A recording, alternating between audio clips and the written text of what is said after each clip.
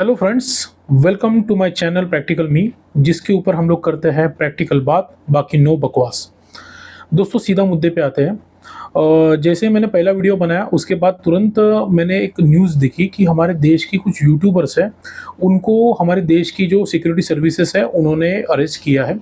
और उनसे मतलब ऐसी मालूमात पड़ी है कि ये जो यूट्यूबर्स है ये हमारे दुश्मन देश के पास जाके वहाँ के जो लोग हैं उनके ऊपर अच्छे-अच्छे वीडियोज़ बनाते थे। एक तरीके का सॉफ्ट ब्रेन वॉशिंग करने की कोशिश कर रहे थे उस देश के बारे में।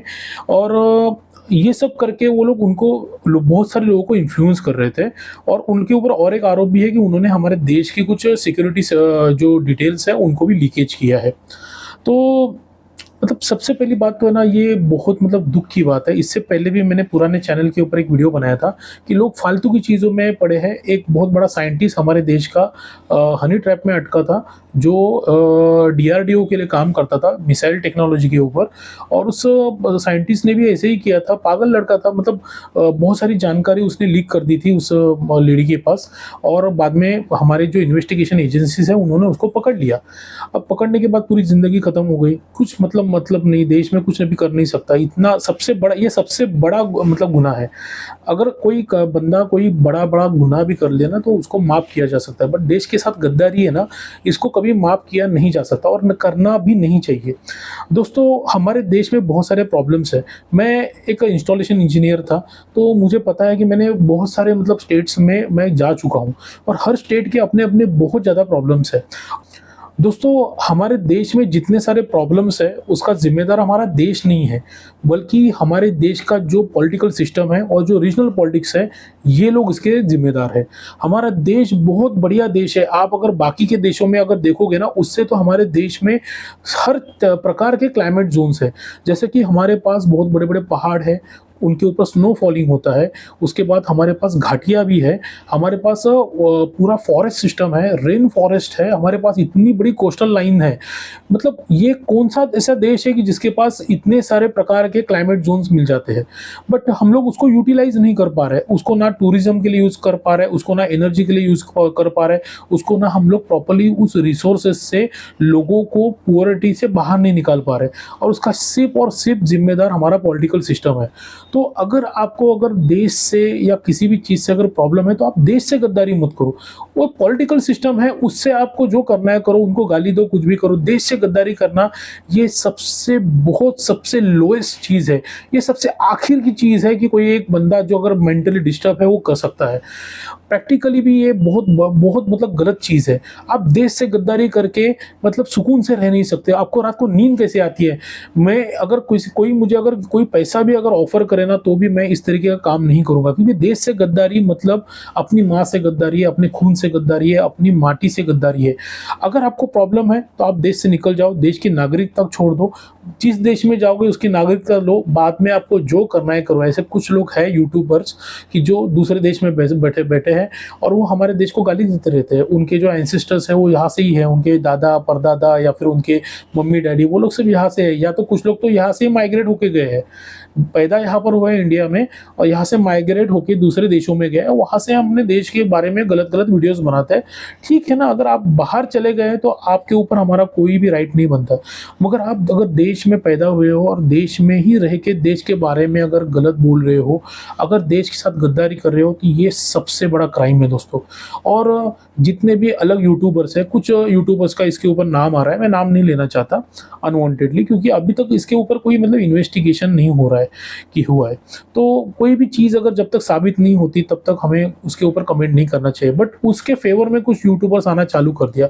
उल्टा लोगों ने ये बोलना चाहिए कि होना चाहिए ना इन्वेस्टिगेशन, उस बंदे को भी बुलाओ, उसके जो मतलब मनी ट्रेल्स है उसको, मतलब आज तक तो अभी तो पूरा सिक्योर सिस्टम है।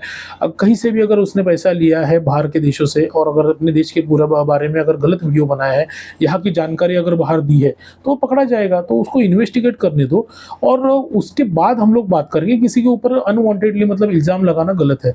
अब इन्वेस्टिगेशन एजेंसीज है, उन्होंने इसके ऊपर इन्वेस्टिगेशन करने के बाद ही इन लोगों को अरेस्ट किया है, तो उनके पास सबूत है कि इन लोगों ने कुछ तो गलत किया है, तो फिर हमें इसके बारे में क्यों मतलब उनके फेवर में बात करनी है। तो हमारी जो इन्वेस्टिगेशन एजेंसीज है उनको काम करने दो। हमारे बीच में बहुत सारे ऐसे लोग हैं कि जो नहीं चाहते कि हमारे देश में कुछ अच्छा हो, वो हमेशा देश के बारे में बुरा बोलते हैं। मेरा भी एक ऐसे ही पहचान वाला था बहुत साल पहले, मैंने बाद में उसके साथ मतलब रिलेशन मतलब तोड़ दिया, ज़्यादा बात करने से मतलब नहीं है।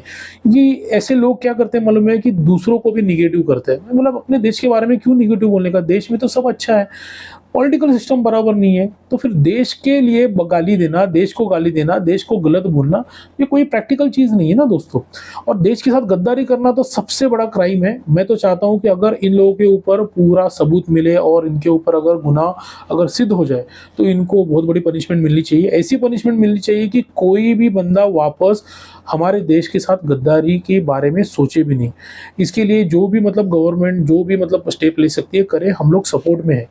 उल्टा ये सब सिचुएशन में अभी तो गवर्नमेंट को बहुत अच्छा चांस है, ये लोग एक लॉ बनाए कि अगर किसी के ऊपर देशद्रोह सिद्ध हो जाता है तो उसके ऊपर क्या क्या पनिशमेंट होनी चाहिए। उसको ऐसी पनिशमेंट होनी चाहिए कि उसकी पनिशमेंट से डर के मारे कोई भी गद्दारी ना करे।